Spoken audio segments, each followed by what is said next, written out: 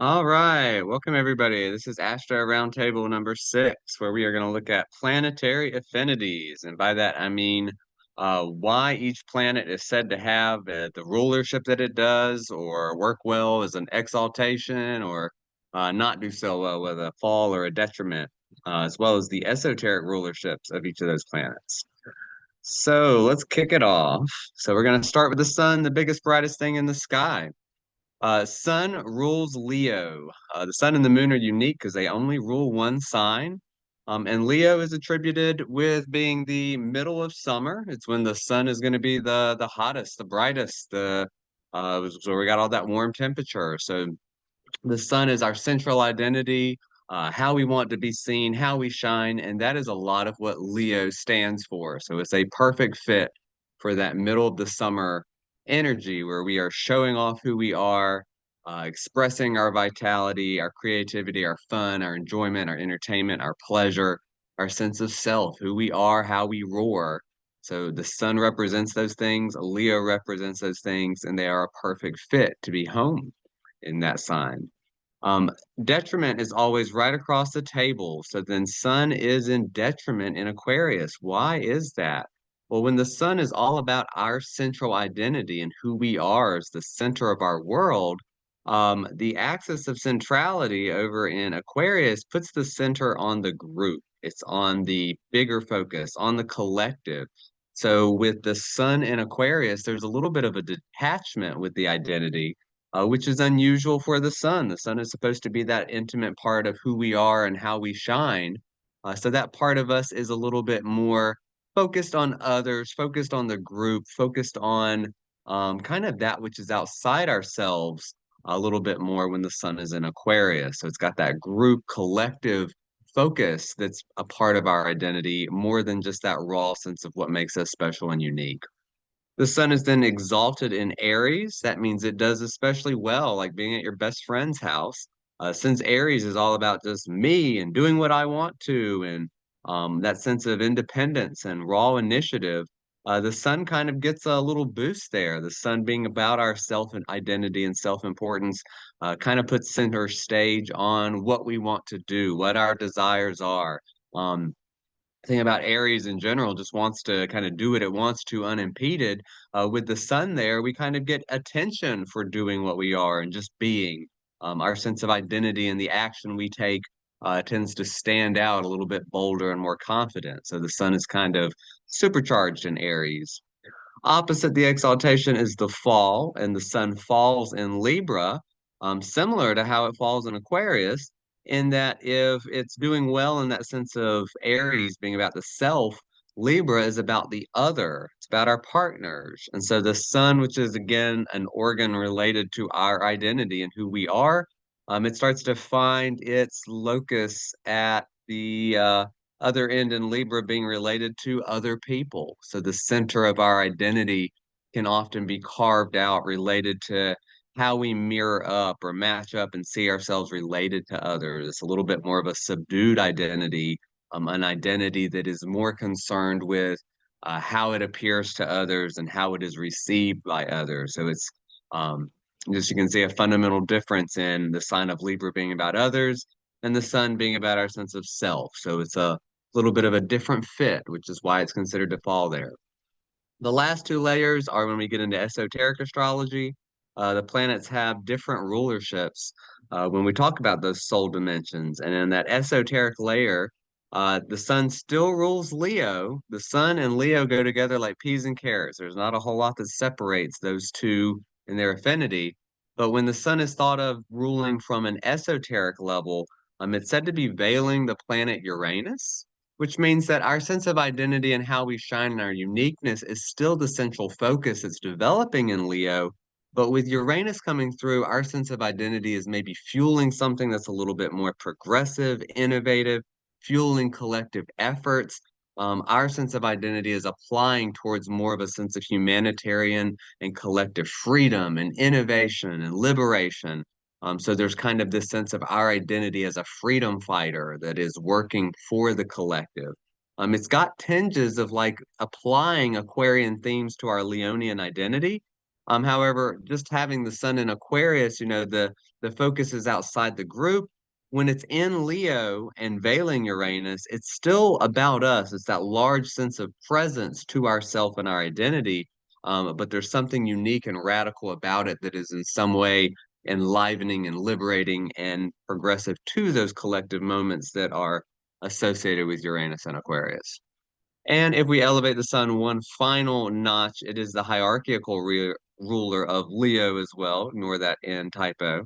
And it's veiling Neptune at the highest level. So, at that higher sense, once our identity has been seen and we're a powerful figure that stands out with our own unique creativities and things that make us who we are, there's a sense that we kind of surrender to the impressions that are a little bit more finer, subtle, subdued, that are related to surrender, release, collective efforts that don't necessarily get attention or need attention. And so our unique identity and personality works more on behalf of spiritual interests behind the scenes, a little bit more selflessly. Our bold, domineering personality becomes a vehicle more so for compassionate philanthropy, charity, things that are helping those less fortunate. We're able to boldly stand out with that central identity of the sun, but it's veiling those energies of Neptune, which are related to the more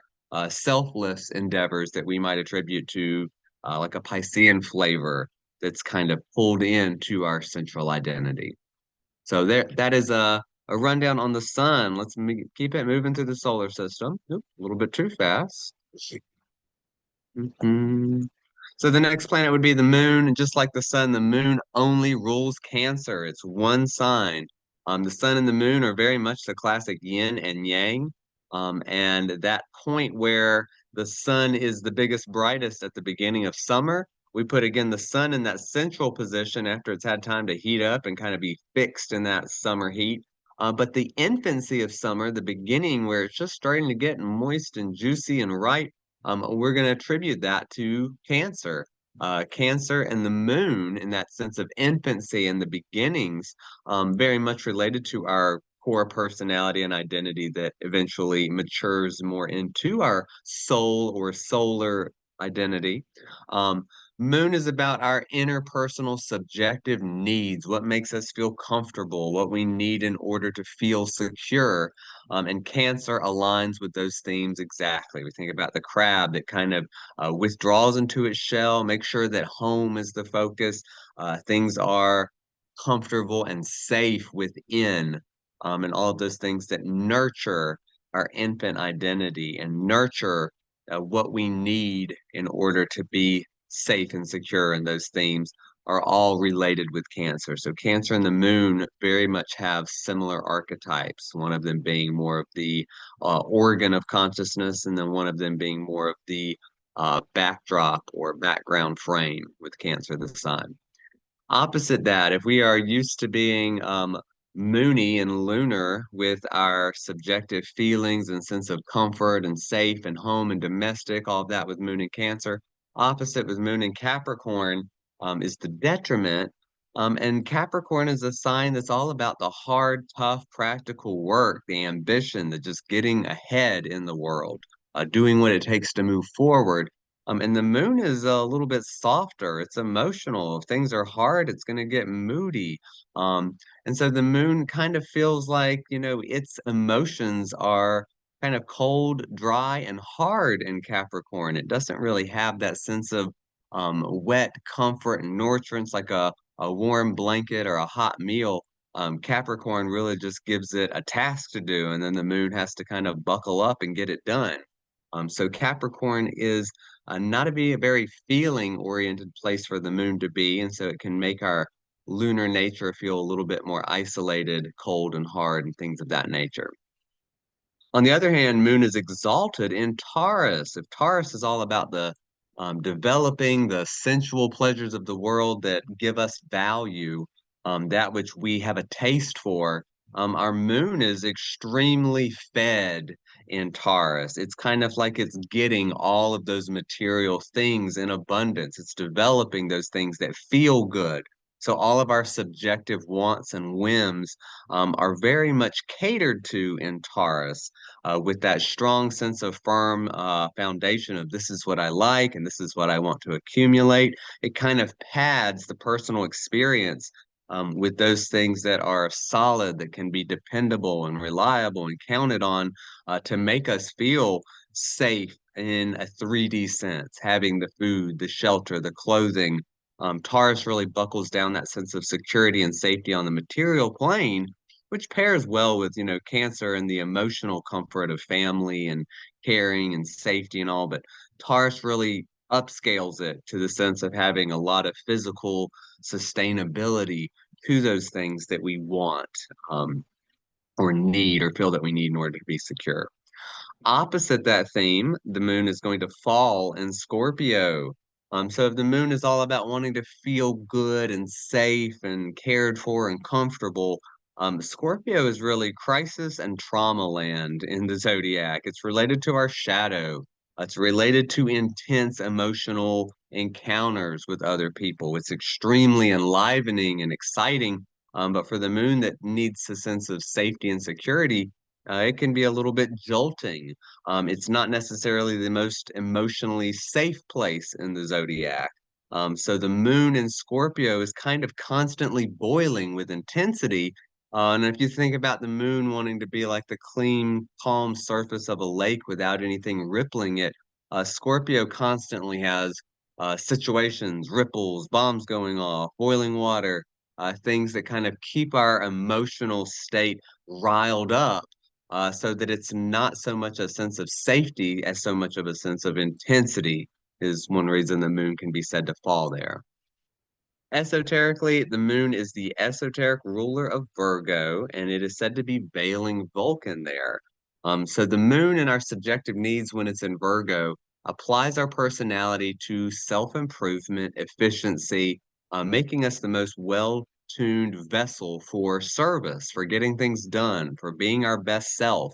So it puts all of those subjective needs and our comfort in that sense of making improvement, getting ahead, all of these things that really practically wrap up our personality so that we are a complete person uh, on the inside with a lot of fortitude. The moon being quote unquote a dead planet in the esoteric sense means that that personality shell, it's one of its best placements for our soul is getting the personality in working order so that it can do God's work.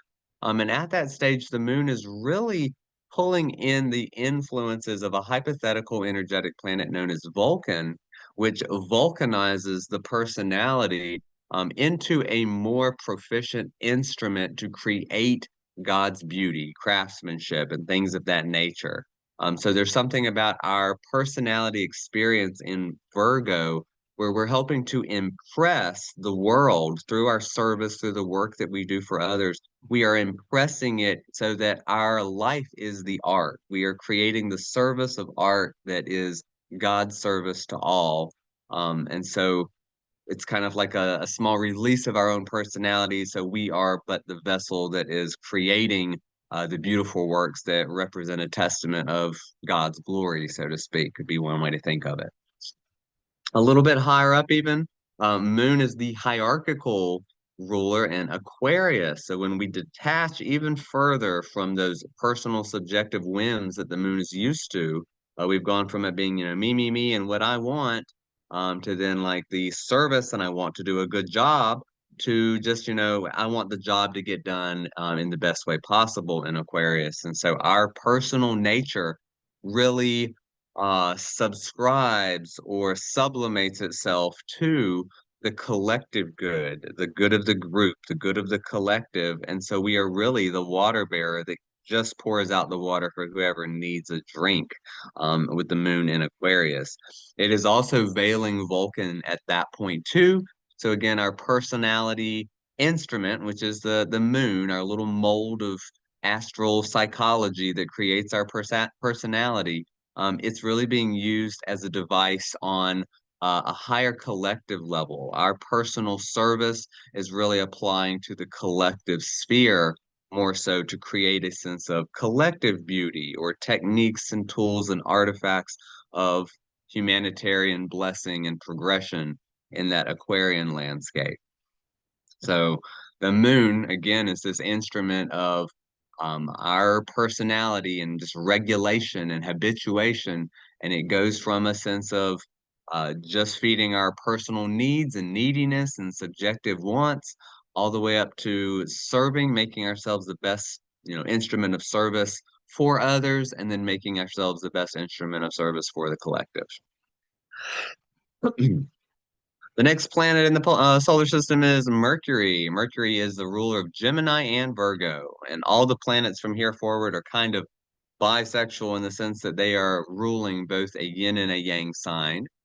So Mercury is very yang in Gemini, where it's all about exploring information, all the different techniques, symbols, languages, ways of getting about, just the back and forth between duality of all toggling differences. And then Virgo gives it a more passive but practical sense of dealing with the tedium and the minutia of small tasks and making things more proficient and efficient, kind of getting things in order and systemizing it. So it's really taking the information and organizing it with Virgo, where Gemini is really just dissecting and analyzing and having fun splashing around in all those ideas, which are great for Mercury, which is all about our mind, that realm of how we navigate, move through information and situations. And then the opposites of those signs are where we find Mercury's detriment. In Sagittarius, that analytical, cutting, dissecting part of the mind can become a little bit too blunt. If you think about a sharp mind, Sagittarius is known for blunt speech. And so the mind can become a little bit more blunt, looking maybe missing finer details as it's kind of more expansively concerned with the big picture. So sometimes the thoughts and opinions can become in Sagittarius too dogmatic, too self-righteous, maybe seeing the forest but not noticing the trees, which is kind of the opposite of the Virgo problem, seeing the trees and missing the forest sometimes. But Sagittarius is just a place that's really broad and expansive for something that really kind of deals more with the smaller, quicker thoughts and ideas that are more specific, more technical. Similarly, when we take that precision of Virgo, where Mercury rules, and we go opposite into the land of Pisces, we get a similar problem with, these are Jupiter ruled signs, all about bigness and expansion, and we're applying planet Mercury, which is smaller pieces and bits of information, smaller moves, quicker moves, shorter moves. And so Pisces can make Mercury a little bit more abstract, a little bit more confused. It's a land where the differences between opposites are not so clear. We may not understand the connections, and things may float or slip between the two in a poetic or beautiful way, but not in a way that's easy to articulate. It becomes more imaginary, more visual, more audio, but the mind is a little bit softer in Pisces, a little bit more melty, you could even say. And so it doesn't have the refined sense of acumen that it has in the signs that it rules. Exaltation, many places say that it is exalted in Virgo, which we can see all of those proficiencies and efficiencies doing really well. And that would make it fall in Pisces, where again we are too confusing and nebulous and things of that nature. But that's really the same set of issues that we think about through the rulership. And I've always thought that the exaltation and fall should be somewhere else. And I've thought, where else would Mercury do exceedingly well? And I have always thought that Aquarius is somewhere that Mercury might be exalted. Aquarius is all about scientific thought and innovation. If it's like the supercomputer collective mind of God, having Mercury there kind of gives us a personal point of access to that hive mind and able to kind of intuitively pull down and personally articulate pieces of radical, strange, unusual information in kind of an inventive way. So, I mean, I see Mercury doing extremely well in Aquarius, being developed for, progressive and liberal and freedom evoking thoughts. Um, which would then say that would Mercury then fall in Leo? And if so, why? Um, Mercury falling in Leo to me is about the fact that it can be kind of like having Mercury too close to the sun when it's combust. When Mercury's in Leo, it may be prone to only seeing and talking about itself, its own frame of reference. It's harder to see other ideas and opinions that are foreign or different if the frame of reference for Mercury is all about me, and myself, and what makes me unique and fun and exciting, Mercury and Leo can just be a little bit too egocentric, focused on itself, and not really exploring the variety of wider information which Mercury tends to enjoy when left to its own devices. So that is the case for it falling in Leo. In the soul dimensions, Mercury is the esoteric ruler of um that should be Aries here. So right here where I'm highlighting Mercury, that is Aries. It is the esoteric ruler of Aries. And why is that the case? Mercury rules Aries because Mercury is the son of the mind, son of God. Mercury always stays close to the sun, the messenger of the gods. And in that sense, you can think of Mercury almost like as a small ray of light or just a little differentiation that emanates off of the sun. That kind of bounces back and forth and all around and collects information and communicates information. But it's like the sun, S-O-N, of the sun, S-U-N. So in that sense, every thought is a creation, and every thought coming off of the sun, the sun is our sense of soul and our central identity, then Mercury is like zapping out thoughts we send them out to do things and put them out into other lands and move about. Mercury in Aries is just that extreme, initiating, confident, strong, impulsive surge of energy that thoughts are. It's that strong mind, it's a quick mind, and it's new ideas.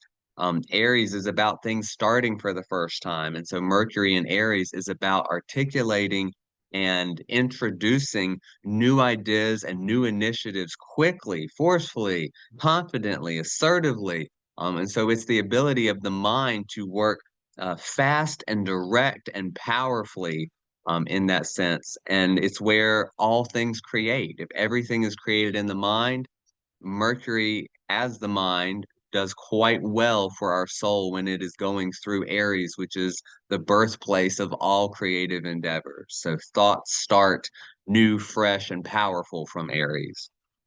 Hierarchically, at its highest level, Mercury rules Scorpio.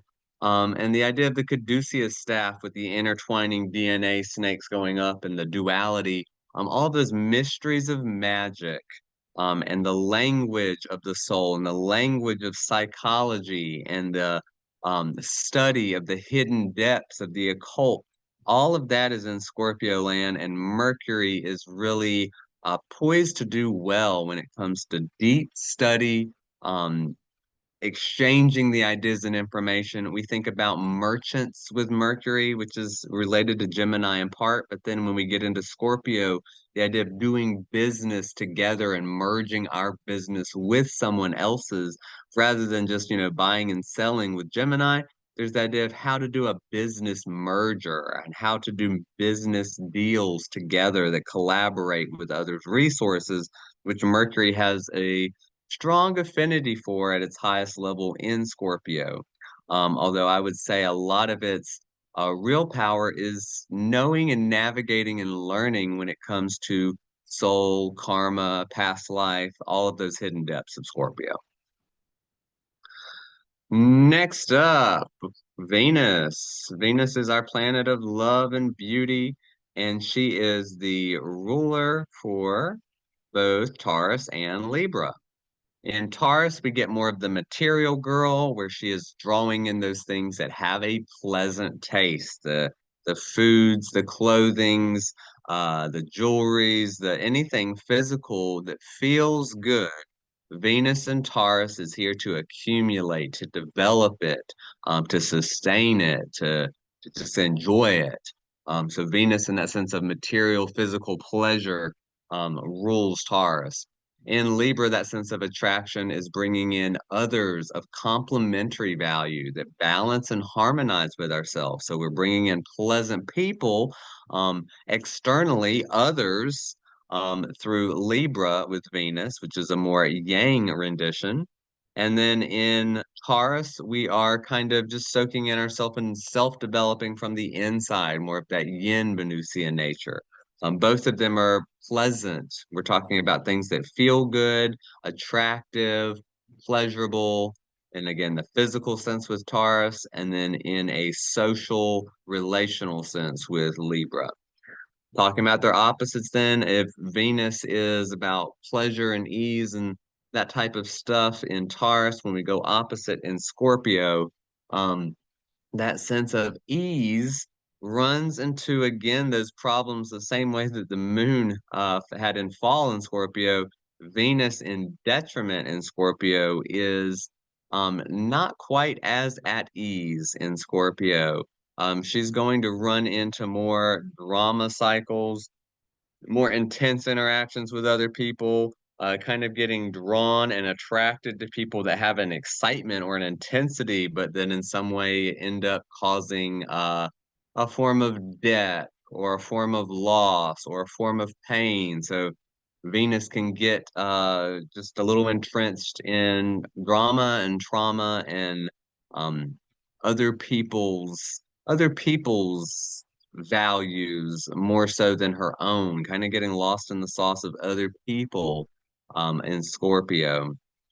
Well, in the sense of other people's values.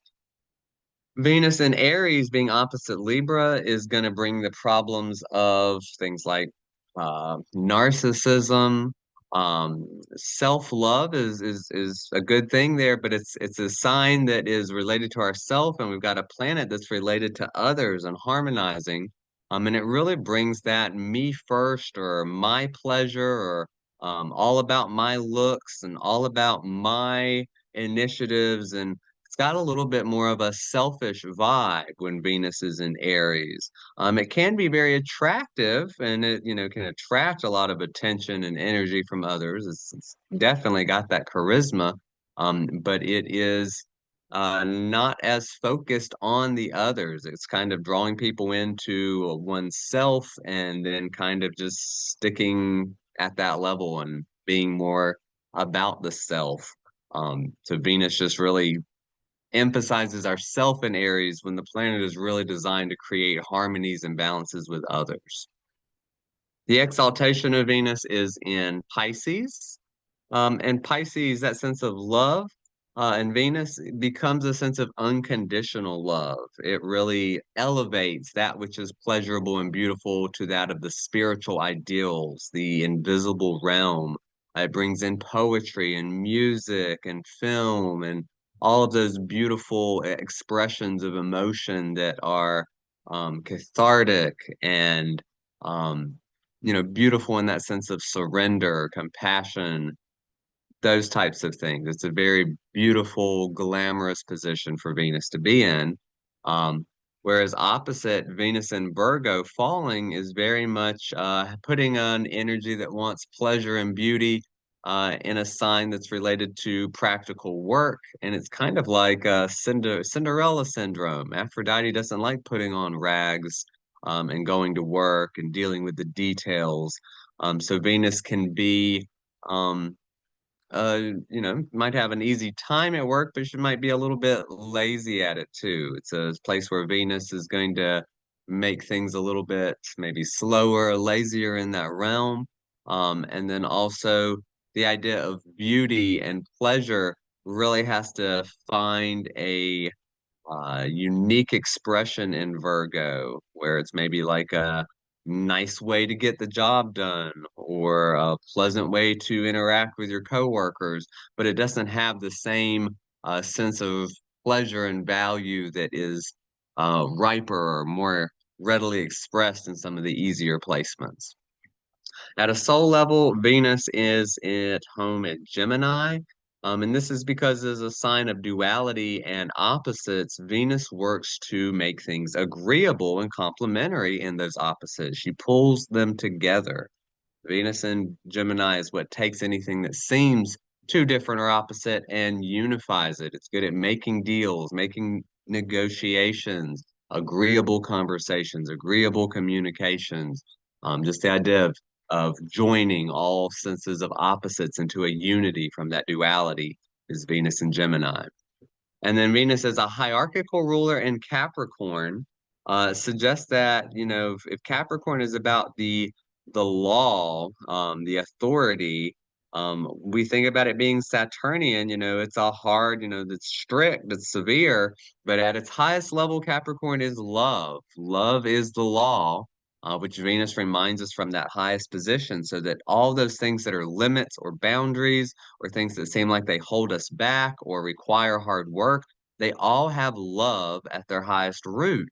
And so Venus from that position teaches us about um, the tough love of the father, so to speak, or of authority figures, and the idea that just because it seems cold or hard doesn't mean it's unloving. In fact, those are also forms of God's love that can keep us from being in the wrong place at the wrong time and help provide the discipline for the mastery so that we can do the most loving work we aspire to with the highest loving authority possible. Next planet is Mars. Mars, a ruler of Aries and Scorpio. From Aries, Mars is just that warrior energy on fleek. It goes forward, it charges, it does what it wants to, it takes action, it takes risk. It doesn't say no, you can't hold it back. It's just bam, energy out the gate desire. Scorpio takes that same raw energy and makes it dive down deep, being unafraid of things that are dark or scary, forbidden or taboo, ready to find the answer, ready to deal with intensities or crises and trauma. Um, Digging into the psychological depths to see, why we do what we do and what do we really want and what are we trying to get and are we going about it the right way? So it's kind of the inner and the outer warrior energy in Aries and Scorpio. Aries then, I'm sorry, Mars then would be in detriment in Libra, its opposite sign. We have a sign that's all about peace and cooperation and others, and Mars is a very selfish driven energy. It kind of brings the theme of like fighting for peace, which is kind of ironic. So it can create a lot of arguments and disagreements with other people and challenges to what is fair. I mean, it would be a social justice warrior for sure, but the idea of challenging others and maybe rocking the boat more often, whereas Libra is usually looking for negotiations and compromises. You can see how Mars might be antithetical to that from that position. Then if we take Mars and put it opposite in Taurus, the detriment there is that Taurus is all about keeping things stable, sustaining longevity, keeping things accumulating. If there's kind of like a focus on getting things as steady and still as possible and just building from that.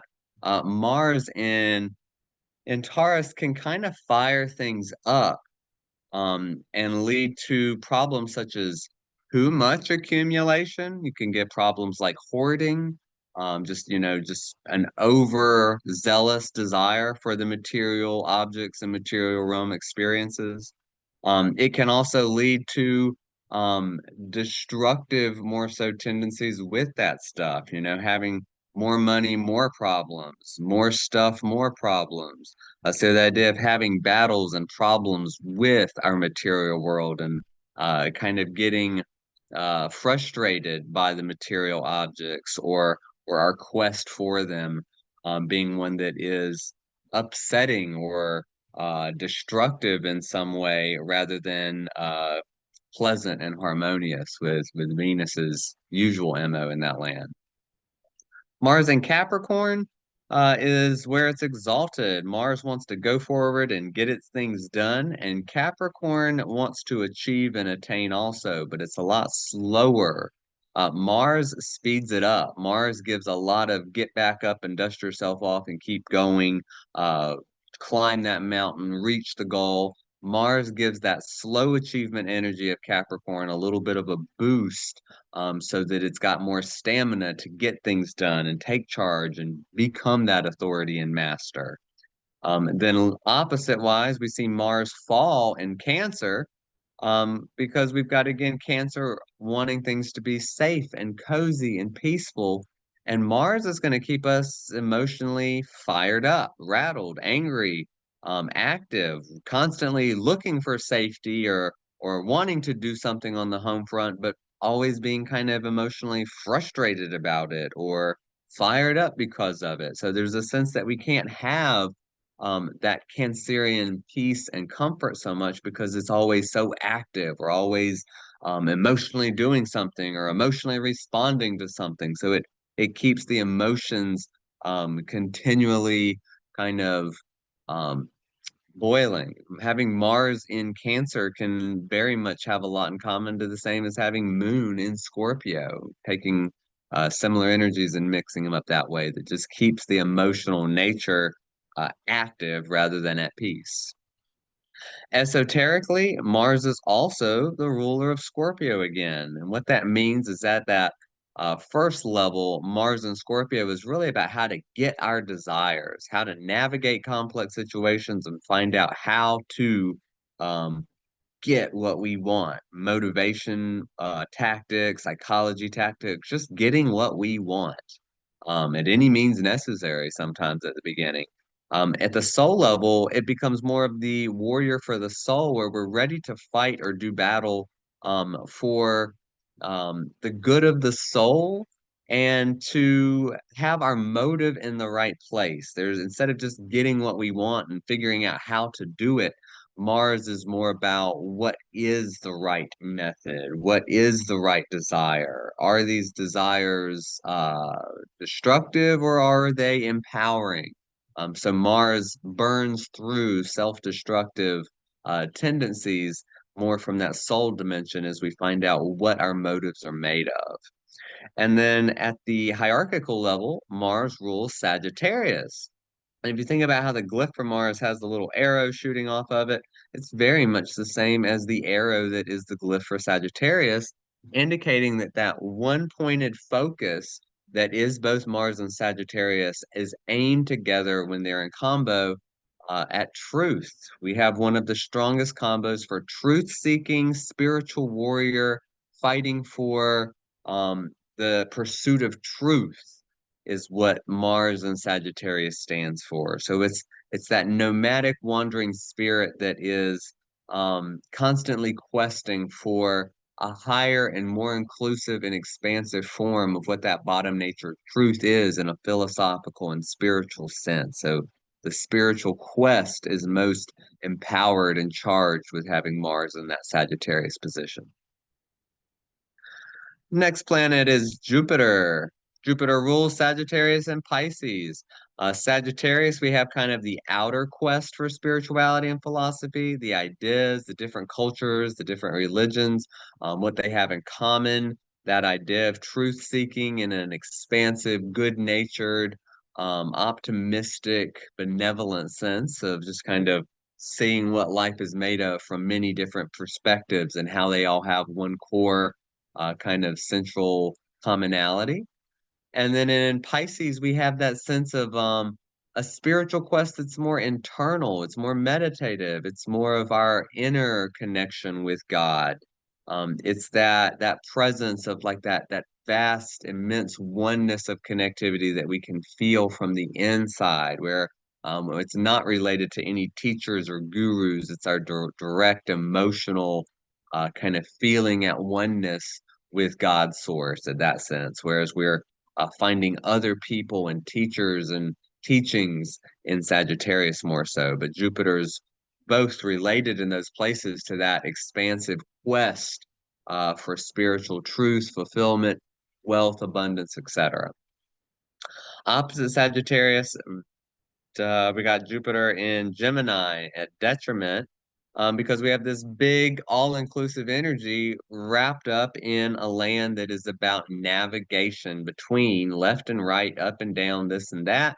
And Jupiter is kind of likely at that point to just think it's all the same thing. So left and right and this and that, and just it kind of all blends and blurs. And we can be using too much of a big picture mentality for something where we really need to be able to make choices and go back and forth between different things, whereas Jupiter is just kind of everything all at once, or just that bigness um, that can blur the boundaries for what's needed for clear articulation and discrimination. And that discrimination comes in Virgo when we think about, different rules and systems and processes for organization. Um, Jupiter in that area is kind of, like gonna have like one way it does things, one size fits all. Whereas, Mercury Virgo in that area would change things or have, certain processes for certain ways and times. Jupiter's more likely to do it all the same way. Kind of just think, it'll all work out in the end. It's just a little bit more of a broader, looser type of energy and a vibe that's more about the boundaries and the discernment and the discrimination that we need before um, for those different specific tasks and techniques. Jupiter does excessively well being exalted in Cancer. Our sense of safety and nourishment and feelings from the inside, our sense of safety and all, it's just got that kind of big cushion. It kind of gives us a nice warm blanket and positive feeling when we have Jupiter in Cancer. It's like all of those subjective needs and things that we want, and the, family holding and family nurturing really being a blessing, really having a wealthy nest, a blessed nest, some way that we've got, our needs taken care of in abundance that just makes us feel ripe and juicy and then able to care for and mother and help others in that same level of abundance. Um, Jupiter then is thought to fall in Capricorn because this is a land of ambition and the rules and the discipline. And again, Jupiter is a little loose. So when we have a land where you have to do hard work, Jupiter is going to maybe get by with doing less work, and it's not going to be to the top degree because it's just kind of live and let live, and just go for the bottom line in the big picture. So it doesn't advance as ambitiously. It's got a lot more of a sense of faith and trust that the goal will get done, but not a lot of the strict adherence to the discipline to make sure it might be that top notch. So that sense of mastery that Capricorn will crystallize more so with its own ruling planets like Saturn.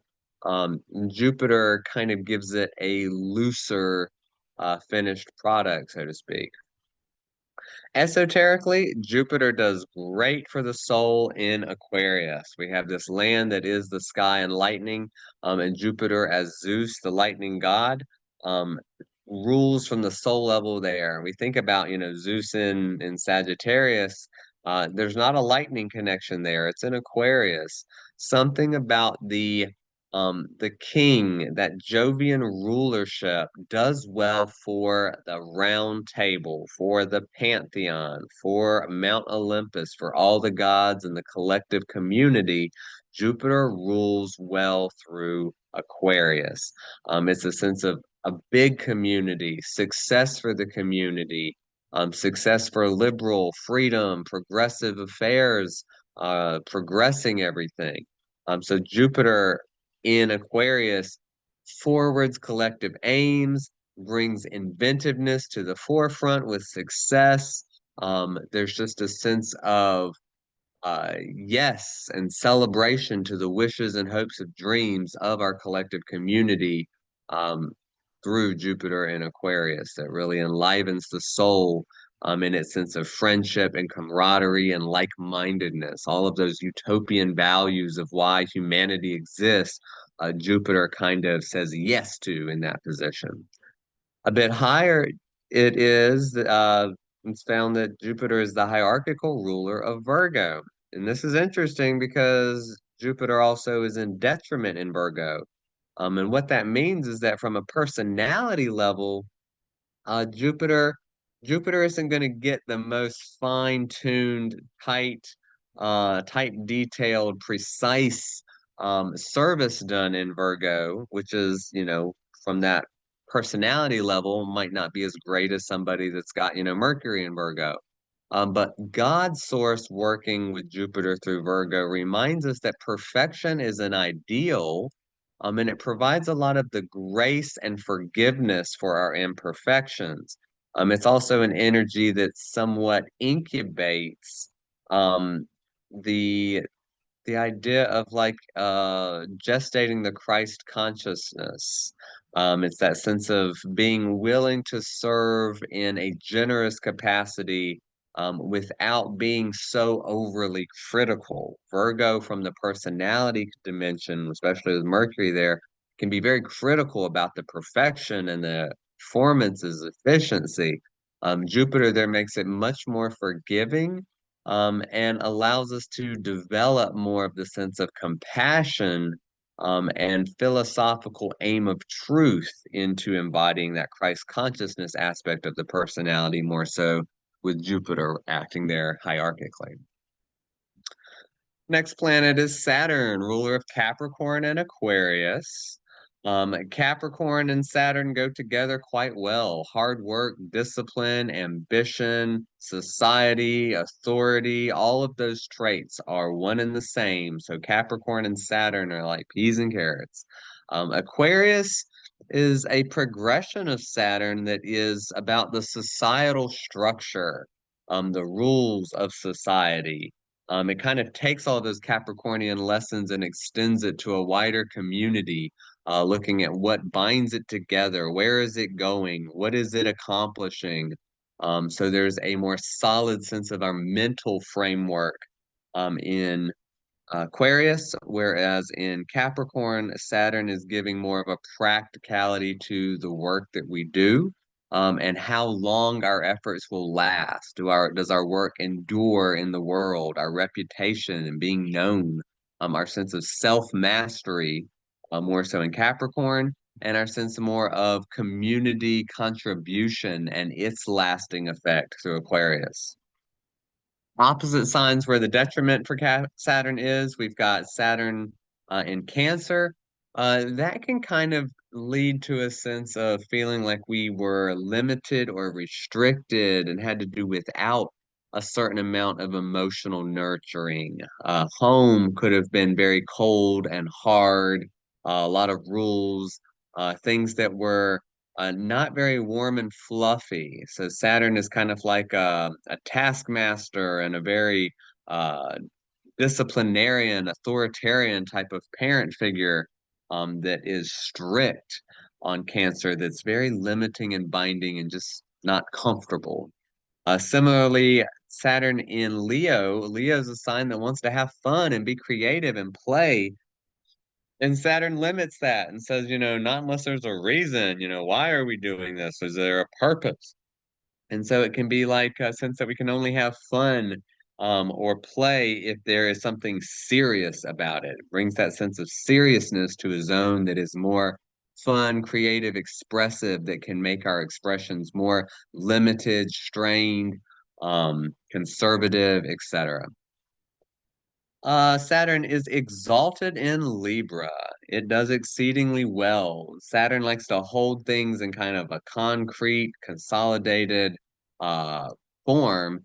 And you can really think about the sense of fairness and beauty, really having firm, lasting, enduring senses of value when it comes to what is fair, what is beautiful.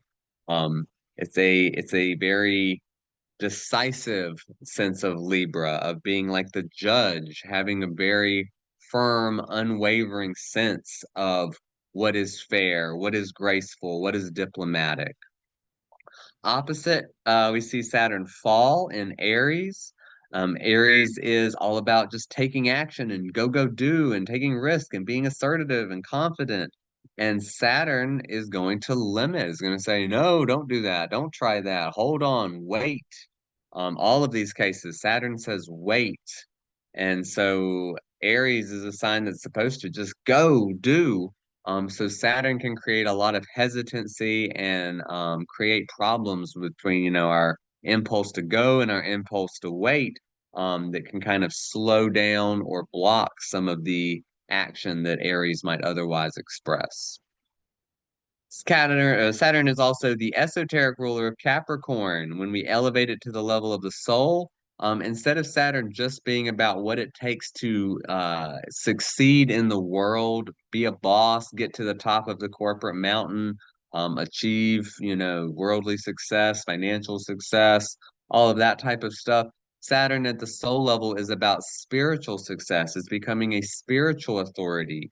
It's the discipline of adhering to spiritual law and being a spiritual master, leading the way for other people, by our example and the hard work that we're willing to do. And it's the hard soul work. It's the initiation into it's like the tomb of the personality and being reborn into a sense of um spiritual mastery as a spiritual authority to help others without as much of that personal focus. The focus and the ambition is for the collective more so, through our best efforts or whatever our um, zenith or high point in life might be.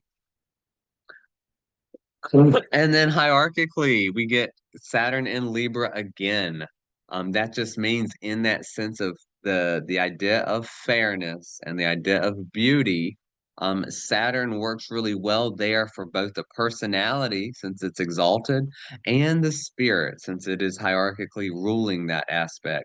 Saturn basically can hold the line of what the perfection ideal of balance, harmony, fairness, beauty, justice, all of those concepts, Saturn in Libra um, achieves. It is the achievement of balance. It's the achievement of peace and harmony and beauty. All of those beautiful things, Saturn kind of concretizes and holds those in a solid form through Libra. And so that is why it is said to be at its highest hierarchical rulership from that position.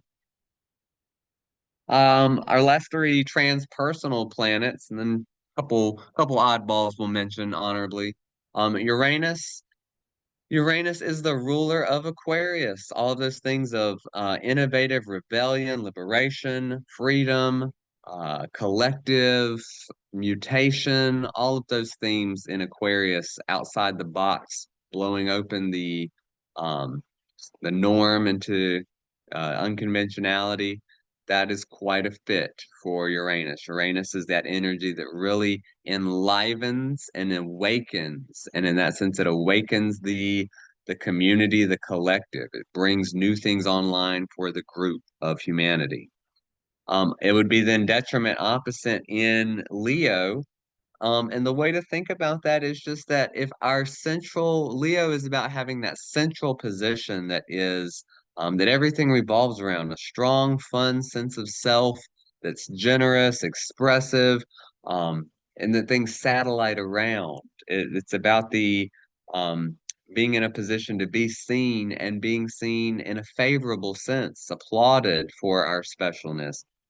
Uranus in that Leo position can just make someone seem a little bit too radical, too eclectic and eccentric. There's something that might seem unstable, or too unconventional, too haphazard, sporadic. It's like a live wire. So there's something that's unstable, or jumpy, or too quick to change, unsteady about who somebody is and their sense of identity, that it doesn't rally a lot of applause or gratitude or acceptance from those around it. It's more likely to maybe um, make people feel other or different or unlike. And so there's something that can estrange someone from the energy of that Leo individual with Uranus there. or it's just something that seems a little bit too foreign and unusual and off-putting about that personality. Oop, I'm getting too far ahead again. Um, Exaltation. So it is pretty unanimous that Uranus is exalted in Scorpio. And the best way to think about that is if Uranus is like lightning that awakens things and frees things, in that land of shadowy Scorpio, Uranus throws the lights on very quickly and intuitively can come to the correct answer, see things that are hidden, the mystery, things that are secrets, they all become awakened and turned on and made aware of very quickly and easily in Scorpio. It's like having that like perfect deal where things that happen in the right place at the right time with uh, involving other people, business dealings, mergings, psychological understandings. It's just having a really keen, radical, awakened understanding of those psychological complexities and darker areas of human psychology. Then opposite, why is Uranus falling in Taurus? Again, Taurus is one of those stable like a rock zones where it wants to accumulate that which is pleasurable, keep things sustaining and endurable. Uranus is all about sudden radical change. So it is like earthquakes and tidal waves. So it's like every time we've got what we like or we've saved up our money, it's like the idea of like some random weird expense or everything that we really like changing all of a sudden. We've invested in collecting one form of something and then it's discontinued and disrupted, and so Uranus brings a lot of disruption and excitement, and which is a little bit too exciting and enlivening to a zone where we want things slow, steady, and stable, and so that is why it falls in Taurus. Esoterically, Uranus is the ruler of Libra, and it's the idea that at the soul level, the beginning fairness is about just being agreeable, and pleasant with Venus. Well, Uranus is then able to elevate freedom to a higher level or find a higher form of beauty, by awakening or exciting some truth that may have been hidden. It's the idea of new information, new forms of freedom, rocking the boat or bringing something, new and unusual to the surface for the sake of generating a newer form of peace, a newer form of harmony. It elevates relationships. It finds unconventional ways for things to be beautiful, new forms of beauty. So it awakens and enlivens our relationships, our social dealings, and our sense of beautification.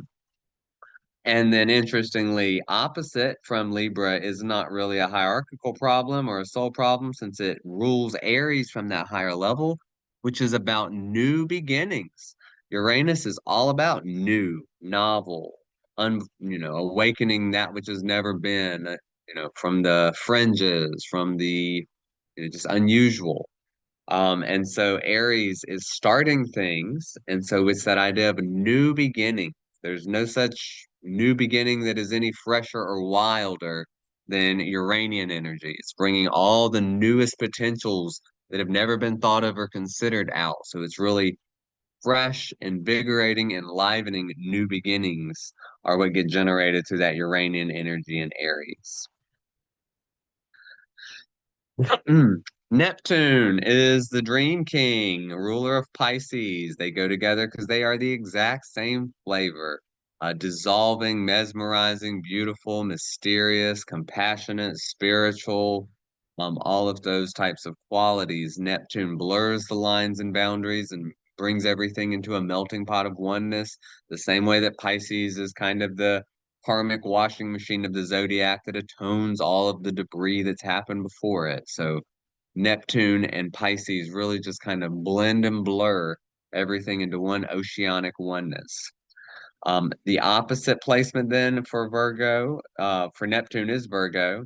And again, similar to why Jupiter is in detriment in Virgo. We've got Virgo, which is a sign about discrimination and discernment between processes, sorting, order, timing, planning, all of these things that require practicality.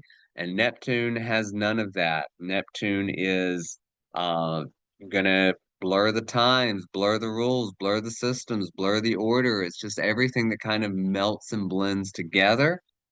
So there's a sense of, doing great when it comes to selfless service and having our heart in the right place and being creative and compassionate and beautiful and poetic.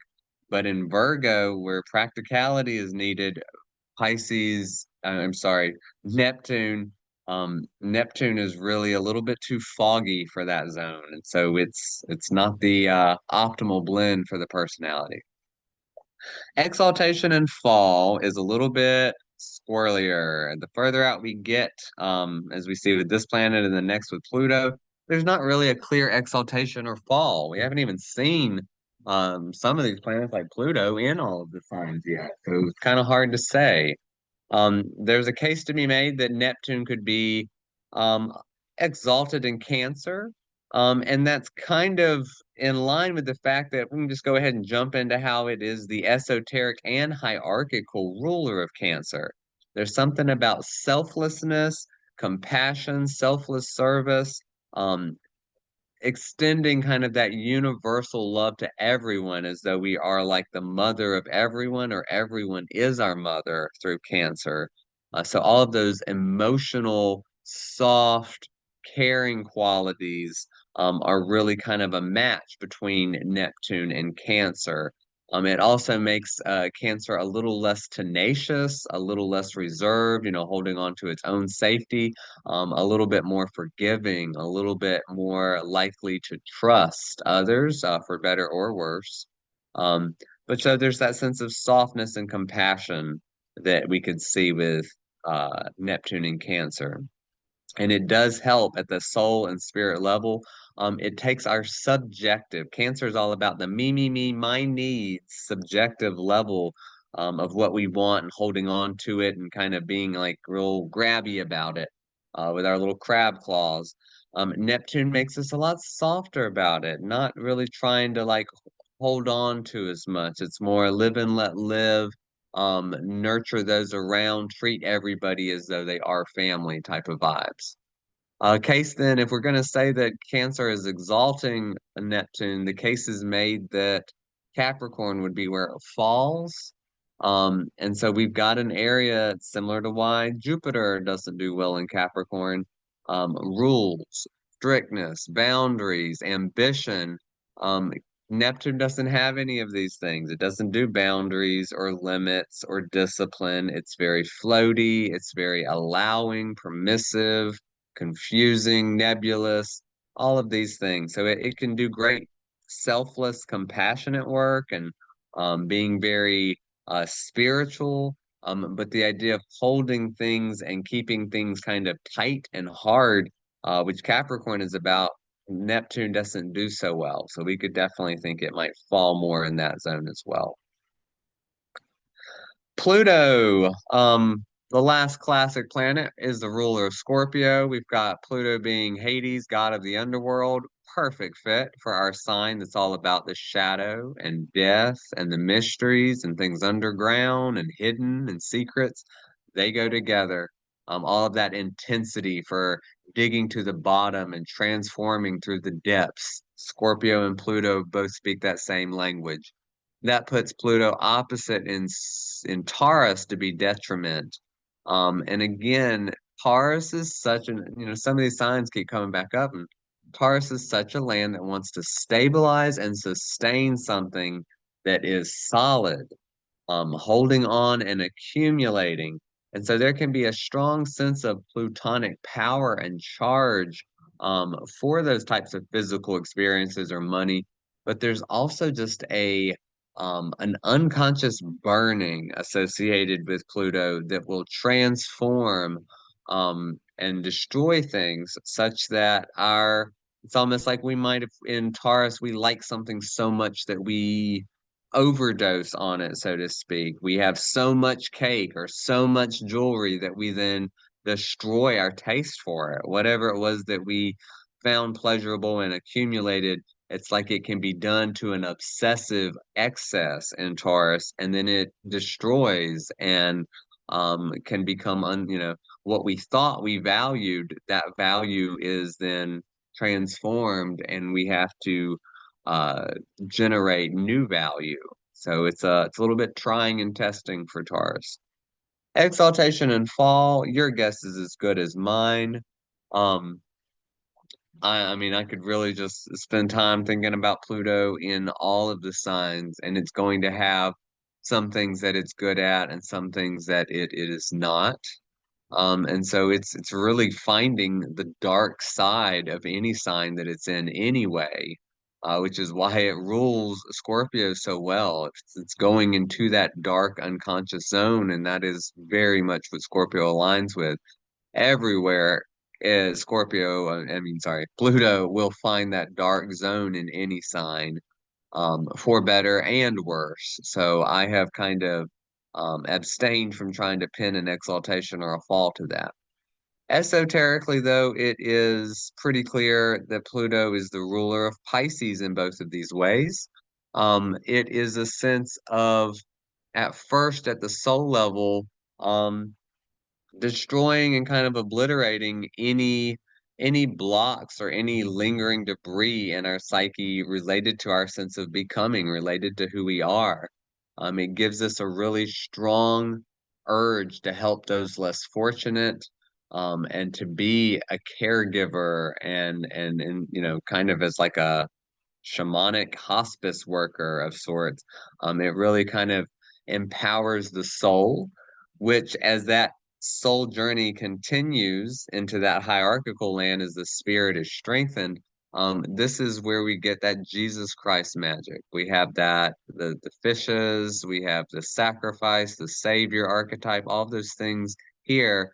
You know, Pluto is death. It is like the death and rebirth of the Savior. It's that ultimate miracle magic of dying to ourself in such a way.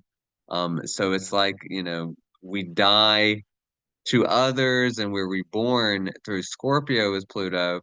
And then we really let go of our entire personality structure so as to be of better service in Pisces. And the more that we do that, the more that we die to ourself and just kind of become a clearer channel for the divine, we have more and more of that mysterious, Christ-like miracle magic power that allows us to do all of these wonderful monk-like meditative levitating bread and wine type of feats for others, coming from that place of selflessness. And that is really a high, tall order of aspiration that I would say not many people are doing, but that's the ideal of that archetype. Last two planets are not used all the time. We're just going to give them some honorable mention because they are in the mix. And the Earth is the first one. Earth is always exactly opposite our sun, 180 degrees. So whatever the sun sign is, Earth is in the opposite. And it represents our dharma, what we're trying to accomplish, the path that we're walking, to do the work as we shine as our identity through that solar sign, whatever it is. As far as it ruling something, um, Earth really gets talked about more when you get into the esoteric circles. So some of these other things are a little just kind of guesstimates. There's a strong affinity for Earth with our Earth signs, and I could see it having a certain rulership in Taurus, and that, to the degree that we are on the Earth, the idea of manifesting, whether it is our body, our stuff, our self, our life, our work, that idea of manifesting is a lot of the Dharma and the work that we're here doing. We are manifesting, we are doing work on the ground, on in boots, 3D type of stuff. So seeing it there, um, and that would be people that have their sun in Scorpio that would have their Earth in Taurus that are really learning what it takes to found and fortify their 3D reality. Putting the Earth in Scorpio, it could be a little bit opposite. And I've kind of carried this to be that there's something quote unquote weaker maybe about Earth in the water signs that would be opposite the Earth having a stronger strength in the Earth signs. Earth, having a goal of order, planning, practicality, efficiency in 3D, accomplishing tasks, enduring monuments and testaments of our ability to work in Capricorn. All of those for Earth fit very strong. Whereas Earth in these watery places can make it a little unclear as to what our purpose is. It's kind of like bouncing around, and I just see people with earth and water signs maybe being a little bit more at the whim of other people, since their suns would be in earth signs, having a strong sense that they are grounded and that they have a grip on the material world. But their earth sign in these waters, like they must deal with this land of emotions and abstractions and subjectivity to contrast their natural objectivity so that there's something that's just a little bit slippery and hard to get a grip on with the earth in these more watery zones. Esoterically, we find Earth is the ruler of Sagittarius, and the reason behind that is that the aim for the soul is in some way about truth. We're here seeking truth. We're finding out what is truth. Um, and then the hierarchical ruler in Gemini, it's kind of funny. If you have your sun in Gemini or Sagittarius, you're going to end up with your Earth in one of those two esoteric or hierarchical placements. Um, and so there's something about, to say, the learning quest in life, for people with Sun in Gemini who have their Earth in Sagittarius. Um, those people are learning. They're just acquiring all this information with the goal of what is the big picture? What is the truth? What is the aim that brings it all together? And then there's something about sharing and preaching or marketing and extending and expanding that truth that is the aim of consciousness. Consciousness, earth, the Dharma here, from a soul level, is to learn and share wider, more inclusive forms of truth. That's our earth in Sagittarius. From the spiritual component, a little bit higher beyond the personality, then, we have the idea of existing with Sun in Sagittarius and having our Earth in Gemini, which is saying that from our grand adventure and a position that is the wanderer, that is exploring the final frontier and beyond of life through Sagittarius, we're really, Spirit is just here to create variety. Earth and Gemini says that the Dharma and the work is all about taking things and splitting it over and over and over again until we have a multitude of variety, or everything can be split and multiplied more and more. So the multiplicity of life and creating an infinite variety of never-ending different configurations, different languages, different symbols, different ideas, creating more and more different stuff is the biggest, tallest, highest goal of Earth's Dharma, of the work that is occurring. So, Spirit is here to create all this variety. Our souls are here to determine and reach for bigger forms of truth. But then down on the ground, it's really about manifesting. It's just getting our hands in the clay and figuring out how to do the hokey pokey in a body. As Earth. The last planet to mention at all is called Vulcan. For the Greek god Hephaestus, the hammer, the forge, the blacksmith. And this planet does not apply unless we get to the soul level. So it has no rulership, detriment, exaltation, or fall, really. It's not even a planet we can see, supposedly. It's what's called a hypothetical energetic planet that supposedly, according to esoteric lore, is somewhere between the sun and Mercury, very close to the sun. And that's part of the reason why we're not able to pick it up, perhaps. Who knows? You have to play with the lore a little more.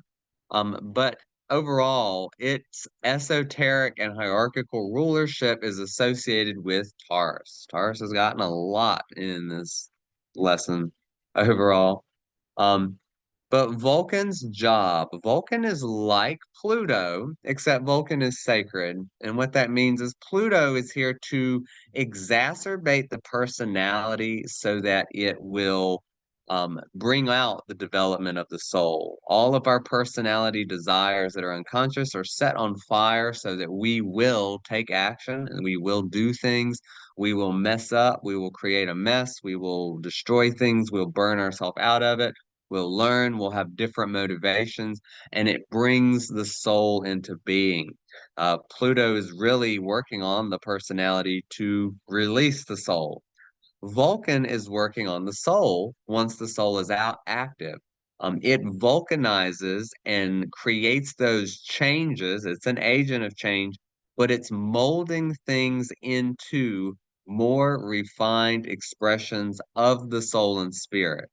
So Vulcan is taking that which is crude or that which exists, and beautifying it, pressurizing it, galvanizing it, vulcanizing it into some kind of beautiful expression. Just like the god Hephaestus takes, things and makes the weapons of the gods or beautiful works of art.